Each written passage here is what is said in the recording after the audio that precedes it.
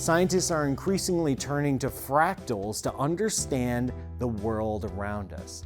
The definition of a fractal is very straightforward. It's when a pattern repeats itself at different scales, like a snowflake or a river delta, or even some kinds of broccoli.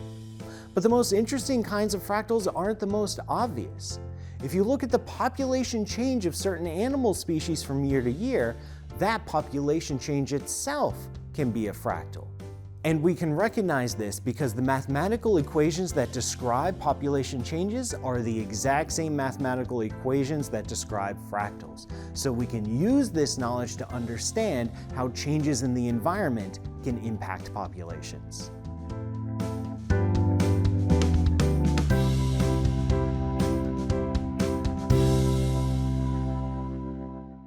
I'm Paul Sutter, COSCI's very own chief scientist, and this is Science Now, your guide to the latest science news.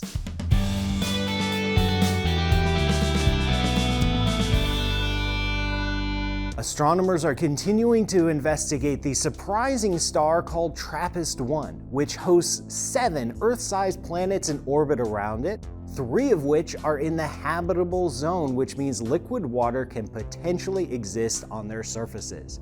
Liquid water is a key ingredient for life. Now, we don't know if life exists in the TRAPPIST-1 system, but NASA will follow up studies of these planets with the James Webb Space Telescope, which will investigate the atmospheres of these planets looking for signs of oxygen. Oxygen is important because it's a byproduct of photosynthesis.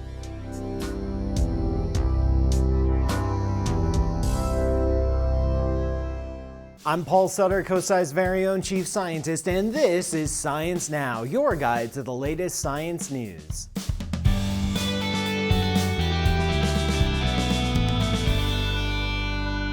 Scientists have uncovered evidence that life may have first appeared on the Earth up to 4.2 billion years ago. If confirmed, this raises huge questions because that is not much longer after the Earth itself formed. And these fossils were found in a rock formation in Quebec, Canada that was once at the bottom of the ocean floor as a part of a hydrothermal vent system. So, did life appear in hydrothermal vents or somewhere else and then come down to the hydrothermal vents? We just don't know. But this evidence is a little bit disputed because there are chemical processes that can lead to very similar structures in these rocks.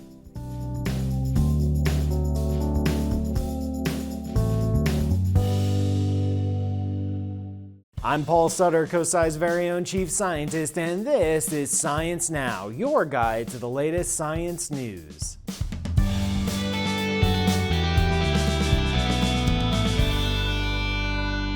Astronomers are investigating what appears to be a supermassive black hole ejected from its host galaxy. All galaxies contain these massive black holes, millions or billions of times more massive than our sun. And when they merge, sometimes things can go haywire. As they orbit around each other, they can emit gravitational waves. And if there's an imbalance, there can be an excess of gravitational energy on one side that can literally push the black hole out of the galaxy.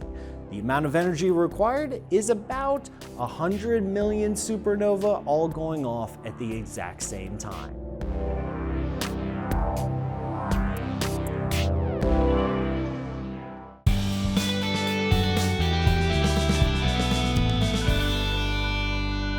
Get ready for August 21st because Mother Nature is putting on a show as a total solar eclipse is crossing the United States.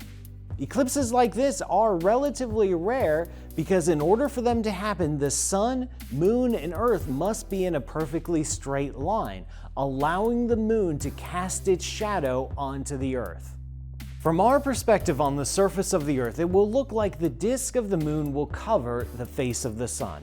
And this works because even though the moon is much smaller than the sun, it's also much closer. So it looks like to us that the moon and the sun are about the same size on the sky.